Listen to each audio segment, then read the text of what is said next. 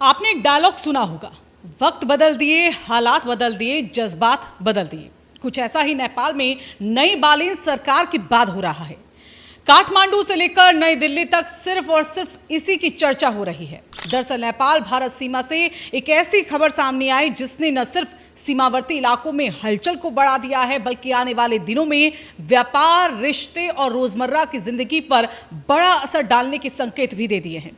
मामला सिर्फ एक शॉल का नहीं है, बल्कि उस सिस्टम का है जो अब अचानक सख्त हो गया। इतना सख्त कि लोग अपने ही खरीदे सामान को नीलामी में खरीदने को मजबूर हो रहे हैं। नमस्कार, आप देख रहे हैं रायशुमारी और मैं हूं आपके साथ ऋतु बिष्ट। नेपाल के बाजुरा निवासी कमल कार्की, जिनकी शादी अप्रैल में होने वाली है, खुशियों के लिए भारत आए थे सस्ते में सामान खरीदने।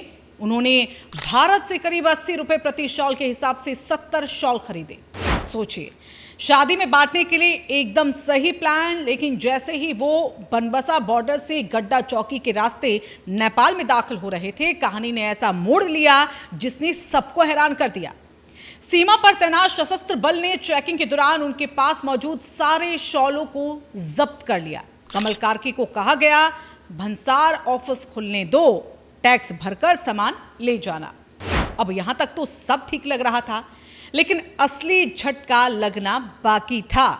जब कमल कार्की भंसार कार्यालय पहुंचे तो उन्हें बताया गया कि उनका जो सामान है वो लावारिस घोषित कर दिया गया और उसकी नीलामी की प्रक्रिया शुरू हो चुकी है। यानी जो शॉल उन्होंने खुद खरीदे थे, अब वही उन्हें नीलामी में खरीदने पड़े।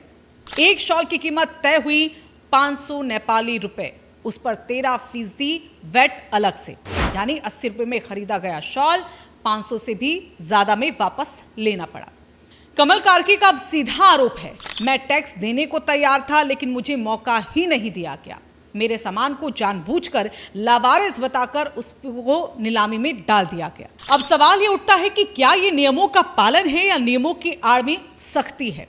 क्या आम लोगों के साथ अन्याय हो रहा है या फिर सरकार वाकई सिस्टम को सुधारने की कोशिश में जुट रही है? दरअसल नेपाल में भंसार यानी कि कस्टम नियम कोई नया नहीं है।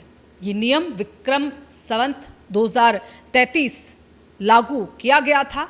और नियम क्या है? नियम के मुताबिक कहा गया है कि भारत से 100 नेपाली रुपए से ज़्यादा का जो सामान है उसको लाने पर कस्टम का जो शुल्क है वो देना ज़रूरी है। लेकिन पिछले 5 दशकों में इस नियम का पालन ढीला ढाला ही हमें देखने को मिला। लेकिन सवाल यह है कि अब क्यों सख्ती बढ़ गई है? पहले 2023 में केपी ओला सरकार ने इसे सख्ती से लागू करने की कोशिश की थी और अब बालेन शाह के नेतृत्व में प्रशासन ने इसे और ज्यादा सख्त कर दिया है। सीमा पर सशस्त्र बल की तैनाती बढ़ाई गई है, हर सामान की जांच शुरू हुई है और बिना टैक्स के लाया गया सामान तुरंत जो है वो जब्त किया जा रहा है। असर सिर्फ एक घटना तक सीमित नहीं है, बल्कि इस एक मामले ने कई बड़े सवालों को खड़ा कर दिया है।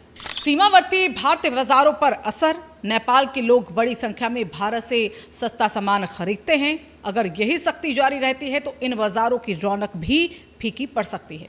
सीमा क्षेत्र के लोग इस फैसले से अब नाराज हैं। उनका कहना है कि ये नियम अचानक और बेहद कठोर तरीके से लागू किया गया। भारत नेपाल के बीच जो है वो रोटी बेटी का रिश्ता कहा जाता है, लेकिन ऐसी सख्ती से लोगों के बीच दूरियां जो है वो बढ़ सकती है। ये मामला सिर्फ नियम लागू करने का नहीं, बल्कि उस तरीके का है जिससे इसे लागू किया जा रहा है। अगर कोई व्यक्ति टैक्स देने को तैयार है तो क्या उसे मौका मिलना चाहिए था, या फिर नियम के नाम पर सीधे नीलामी? क्या ये न्याय संगत है? अगर यही सख्ती जारी रही तो सीमा पर जो व्यापार है वो आने वाले वक्त में हमें घटता हुआ दिख सकता है।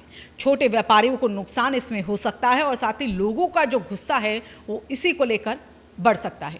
और सबसे बड़ा, ऐसी घटनाएं अगर लगातार सामने आ सकती हैं तो ये कहानी सिर्फ एक शॉल की नहीं है, बल्कि एक कहानी है उस सिस्टम की जो अचानक जाग गया है और अब पूरी ताकत से लागू हो रहा है। लेकिन सवाल यही है, क्या ये सख्ती सही दिशा में है या आम लोगों पर बोझ बनती जा रही है? अगर आपको लगता है कि ऐसे नियमों में सुधार होना चाहिए, अगर आपको ये लगता है कि आम आदमी के साथ न्याय होना जरूरी है, तो इस खबर को आप ज़्यादा से ज़्यादा लाइक करें, शेयर और कमेंट ज़रूर करें, ताकि आपकी जो आवाज़ है वो इस मुद्दे पर सुनी जा सके। और ऐसे ही खबरों के लिए हमारे चैनल को सब्सक्राइब और फॉलो करना ना भूलें।